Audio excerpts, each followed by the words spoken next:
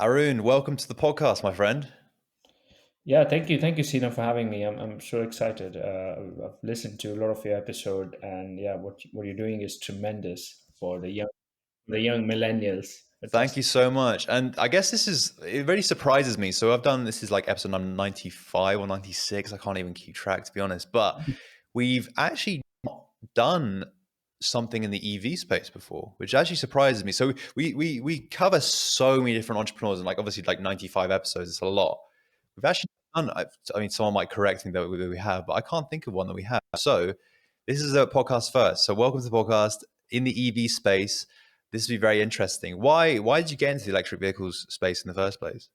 Yeah, hey, I feel special already. Thank you, Sina. Yeah, I mean, electric vehicle. I mean, I would say it's planned, but also it just happened because obviously I'm from this industry.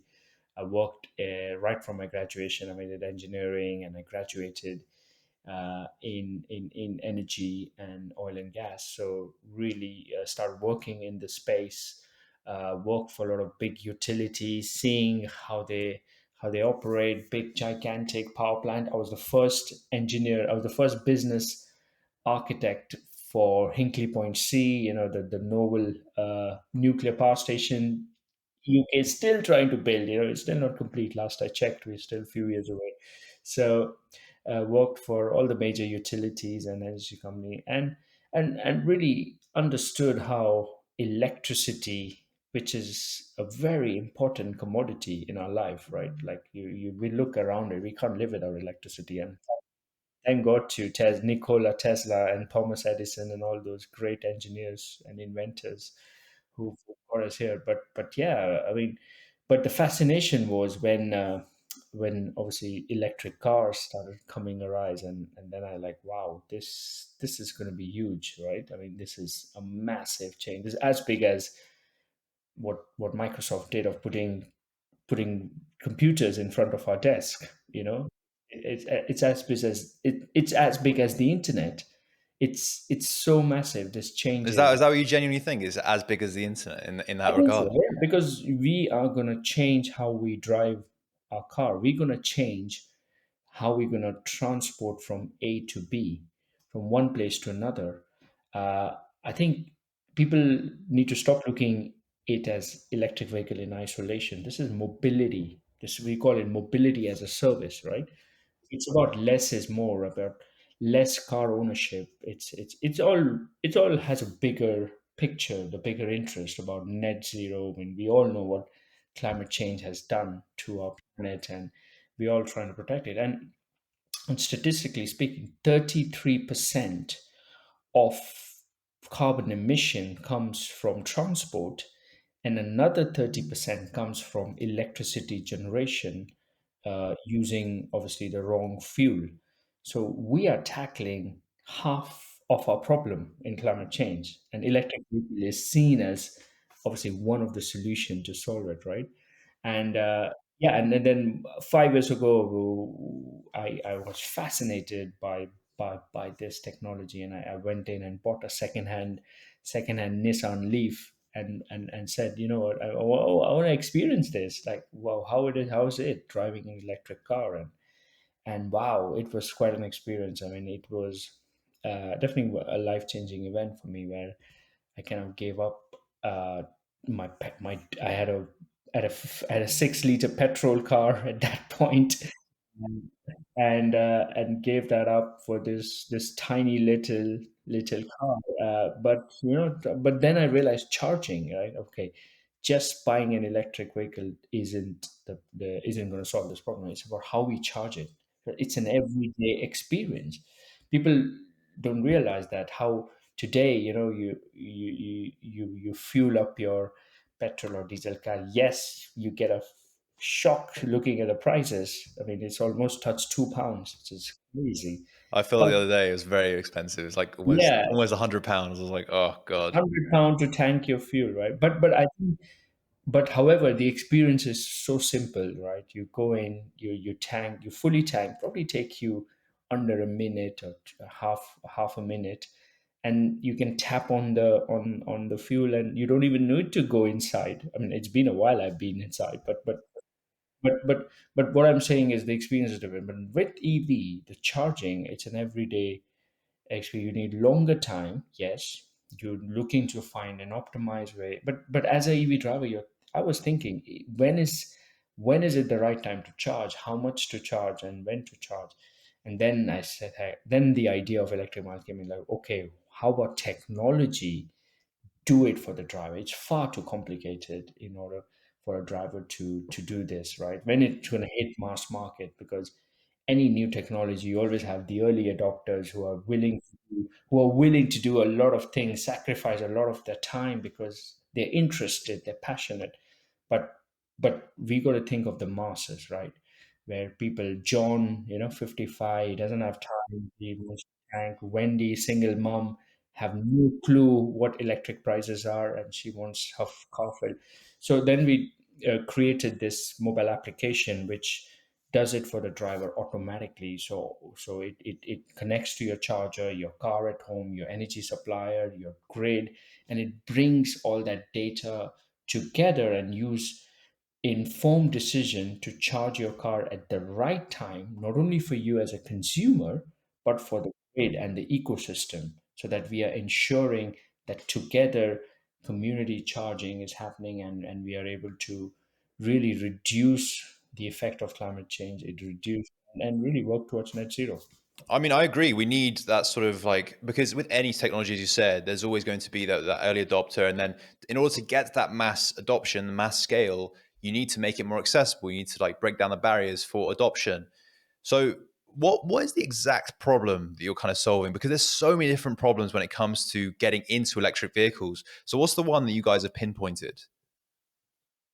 I mean, hey, Sina, you're an entrepreneur, right? Sometimes we get very excited, we want to solve You want to solve everything. That's everything. that's why that's why I asked. Yeah, yeah. But that's where businesses fail, and I learned that very, very quickly in my entrepreneurial journey, that okay, let's not try to solve everything, because you have limited time, money, and we are trying to compete with the big bad boys of the world as well, right? You got all the big players entering the space.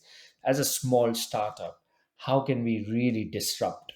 So it's about solving the biggest problem first, right? And solving a difficult problem, which that is about that is about that autonomy, the autonomous charging, right? Where a driver, we our mantra to EV drivers is that, hey, come home, plug your car in, go and watch Netflix. Forget about it. We will take care of you. And when I say we, is we hawk the market.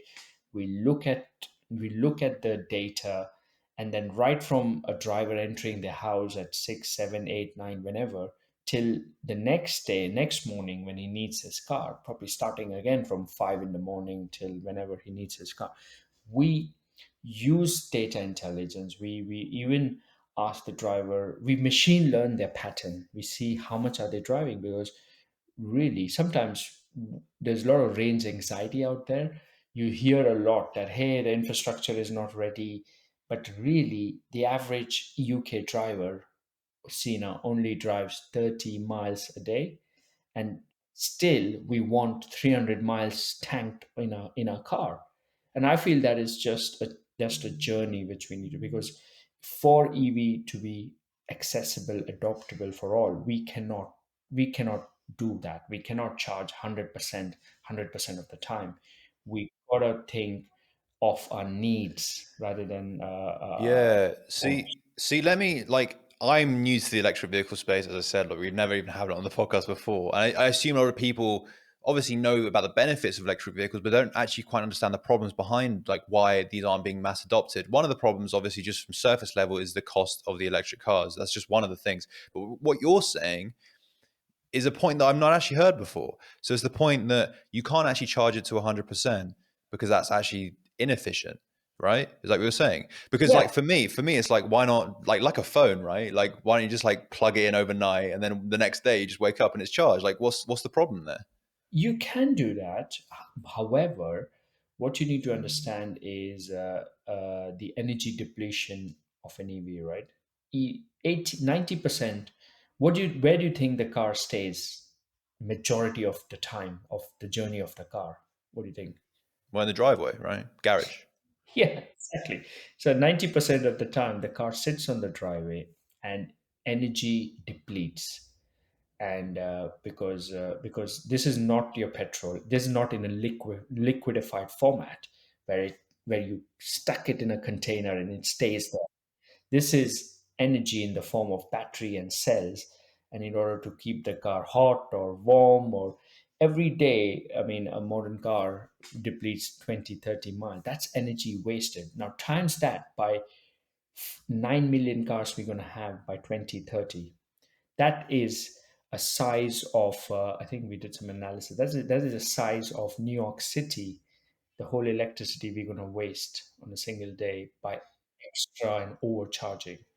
And again, this is about sustainability, right? This is about making sure we charge the right amount, well within our limit, rather than 100% charging. Which so what how we have done in our product is that we can integrate with your calendar.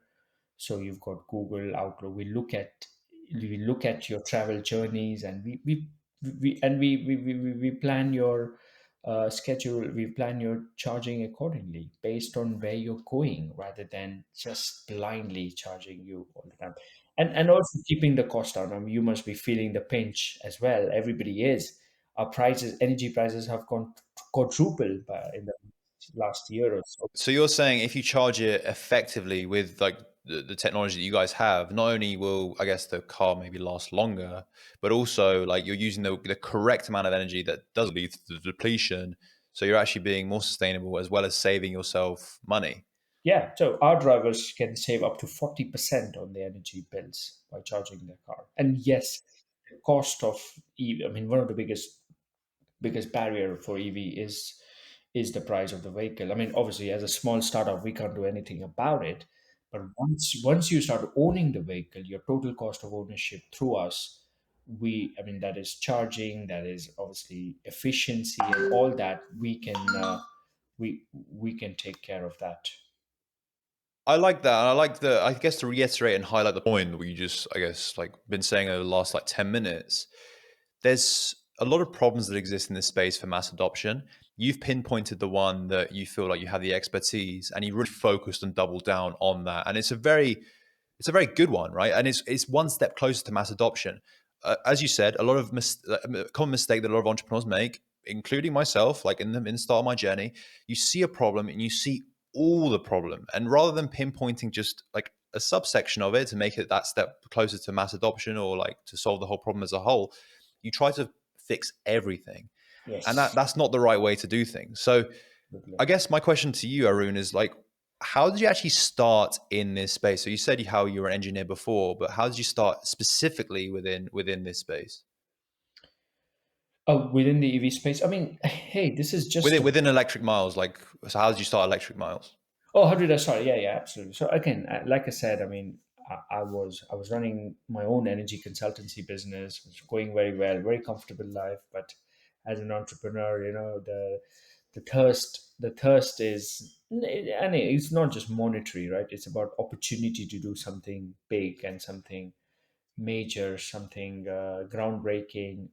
I thought I've got something here, and then what I did is connected I already had an EV. I had a charger fitted, and I kind of used a little bit of my tech skills and hired a developer friend to really build an MVP, a quick and dirty MVP. And again, a lot of entrepreneurs fail when they try to perfect their MVP, the perfect. Again, it's not meant to be perfect. I like Steve Jobs. I love that guy, and he said, if your first product is very good, you launched it too late. Uh, Reed so Hoffman, LinkedIn guy, said pretty much the same thing. Yeah. yeah, yeah, yeah, absolutely. So I think it's really important that at an early stage of the business, you validate your concept quickly. You see whether there's market traction, and what I did, I pitched the product we built to the manufacturer, to my own manufacturer I had at my home, and I said to him that, listen, First of all, I've got two news, two news, one bad news, one good news. And he said, okay, I managed to get to the CEO straight away. And he said, "Oh, what's the bad news?" I said, "Bad news is I've hacked into your charger. Your security is awful. Uh, but the good news is I've got a solution which will help you to really better your product." And and the rest is history. We are now coming out of the box from that charger. They're doing 4,000 charges a month, and electric miles is now out of the box, and that is just less than 2 years ago. What Uh, I'm really interested in is that you said you built an MVP very early stage, and with a company like your one, like it seems like the barriers to entry are fairly high. So even with an MVP, it seems fairly difficult to build something that would work. So I guess for people listening that either want to get into the electric vehicle space or they want to get into a industry that has high barriers to entry and they want to test out through an MVP, what was your sort of process? Because it's very unique to high barrier to entry markets. yeah, yeah, it's absolutely high barrier. It's kind of high risk, high reward, isn't it? It's yes, you got to be very persistent, and again, validation, early validation is key. Don't just keep working in your dark room and thinking you've got a great idea and spend spend half of your money bootstrapping it. Get out there, speak to people, and to be honest, people are more accommodating and less protective than we think we are, right? I mean, it's a very small but growing and one of the fastest growing industry. And yeah, I mean, I know I know majority of the industry players, and they all very accommodating. And even, we talk to bigger players, we talk to young startups, and we all feel that, market's big. There's 9 million in UK alone to be coming. Only 3% of market is EV at today.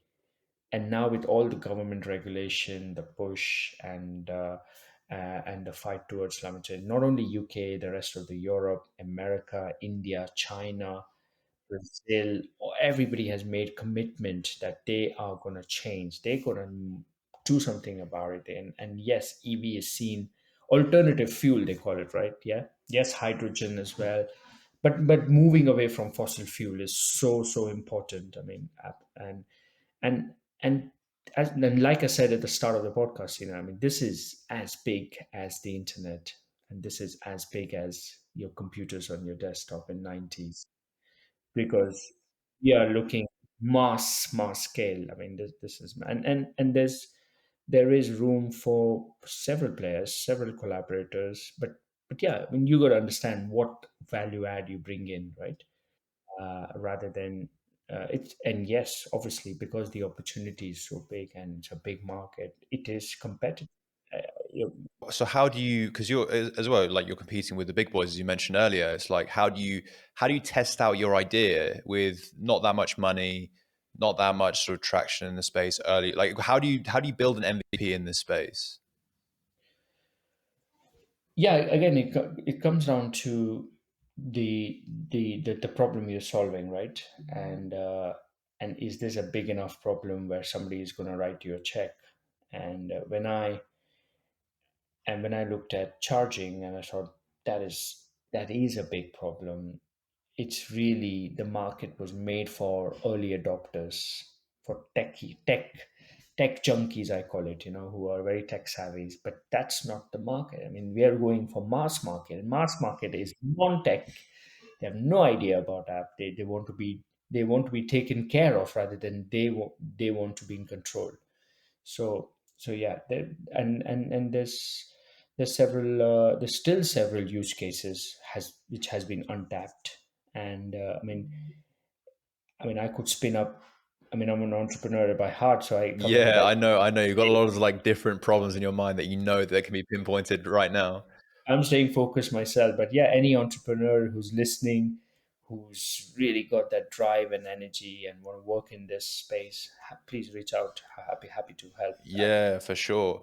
So you talked about, so the MVP will give you that invitation to raise some funding if the problem is big enough. So I guess for within this space, within electric vehicles, because the barriers to entry are so high, competitive nature is very fierce. Would you say kind of a prerequisite of actually competing in this market, you need some level of funding? You can't do this bootstrap. So what would you say? I am again. I say that to a lot of millennial entrepreneurs that I'm not a great fan of bootstrapping. I mean, yes, you need to bootstrap initially, but I've seen people doing it for far too long for far too much uncomfortable money. I think if you, as an entrepreneur, if you are leaving something, leaving a job or a fixed income, you already are sucked into this, right? So your time is the most valuable, and if your idea is good enough, if you have experience of running a business, then there are a lot of angels out there. There are a lot of obviously at an early stage is really the angels, and there's so many ways to raise money. I mean, I met Rishi Sunak the other day, uh, and I was fortunate enough to be invited to like a small tech founder circle, and yeah, I mean, again, I'm not a Tory supporter by any. I'm neutral in terms of the government I support, but hey, credit due wherever it is, right? And I think the government has done great in the UK with SEIS and EIS. A lot of these amazing scheme, the EMI for early employees, option scheme, this R&D credit. I mean, these are big ticket items. Even America doesn't have. This is not a very political podcast. We don't talk about politics whatsoever. However, the SEIS, EIS, and other sort of schemes that help entrepreneurship in this country are they're stellar. They're not in any other countries to this level. So like Yeah, if you are growing a business, raising some money in this in this country, like I'm kind of in the middle of experiencing it at the moment, it's an amazing environment because it lowers the risk massively for investors. absolutely. So it's yeah, it is very good. I want to ask you though, when you do have that level of funding, before you raise that funding, what do you need? So you need the MVP, you need some level of traction. What would that traction look like? Yeah, I think traction is if you're building a tech product, a SaaS product, or a hardware. It depends on what product you're building, right? Obviously, for electric miles, we are a software company, so we're building a tech product. We got mobile app for driver, we got an app for installer, we got the back office, the support, the reporting. So it's a whole suite of application, and traction is adoption, is users, is growth, is that hockey curve, is reviews, is the likeness of the product, it's the matrix, how much money are you actually saving, uh, it's cooperation, it's partnership, it's being called on a podcast. Everything is Yeah, attraction. this does count. This does count. There you go. So yeah, no, just to finish. I mean, yes, you have to demonstrate traction, but you, as an entrepreneur, you gotta yeah, you gotta be a bit bold and shout about your traction. I think, and that is a personality trait, sometimes. And again, not every entrepreneur has to be outgoing and flamboyant. Not really. Look at Elon Musk. I mean, he's the most uncomfortable socially as possible, but he's a genius. But yeah, you got to boost about your traction. You got to talk in a public space. So once you do have some level of investment, and that could be fairly small to get you going for sure. Like how much did you guys raise in the initial sort of round? So yeah, we utilized the full SEIS 150,000, 150. and Okay. that gave us good amount of money to get in some tech resource, some tech developers, and get our. I mean, hey, we are a COVID company. Yeah, We that's all you need, I guess, in the initial stages. Like I feel like people raise a lot more money than they actually need sometimes. And like absolutely. that got you to that next stage, right? So my next question is before we wrap up the podcast, for people that are going into sort of the electric vehicle space, how do you how do you essentially grow? Because it's a very different sort of industry, unconventional, where there are quite like a few big players. It's kind of like a handful, really. So, do you have to strike up partnerships? Do you have to like what is the growth factors in this industry for you guys? Yeah. I think I say that to my team a lot, that hey, at the early stage of a business, the founder has a responsibility of bringing early money in, early customer in, early team in. But then once the but for the next stage, it's a team effort, right? It's no longer just the founder's shoulder, or or a CEO's shoulder. It's a team effort, and and successful businesses who hit all the milestones is businesses which the product does the talking, right? Where you could hire a great salesman who could get you initial sales, but the biggest salesman is your product. If you deliver a great product which can sell by itself, then you've hired the best salesman, and with significantly low churn rate. Then a salesman can missell a lot of things, and the product is not there yet. It's not going to build a sustainable. So really, for you to grow, you you have to focus on the product, and really reiterate, is it still doing what I meant when I started initially, right? Is it still solving that problem? Is it is how is it still competing with the competition? Is it, yeah, is it going to make my user bother to open the app, download and use it? Am I is the product deserving enough to have that airtime with your consumers? So really, that is so fundamental. I mean, it's business is very simple. I think we complicate it, but by with too much uh, MBA sort of language here. You know, business is about reducing your cost, growing your revenue, and hiring great people, and the rest happens by itself. Honestly, investment will happen by itself if you do that three things right. Then investment happens, you grow, you get the hockey curve, and you keep hitting your milestone. So that is my tip. That is my tip to all your lovely listeners. That is Just a focus. lovely way to wrap up the podcast, actually. So, Arun, thank you so much for coming on the podcast to be our first. I know someone will correct me on this, but I'm pretty sure it's like the first entrepreneur in the electric vehicle space, if not the second. But I don't want you to be the second, the first. I, But yeah, thank you so much for coming on the podcast. How can people stay in touch with you and Electric Miles going forward? no, thank you, Sina, so much. And yeah, please, if anybody wants to reach out, you'll find me on LinkedIn. Is the best way to get hold of me, and or visit our website electricmiles.com to make charging better. Thank you. Fantastic. Thank you so much, my friend, and I'm sure we'll chat very soon.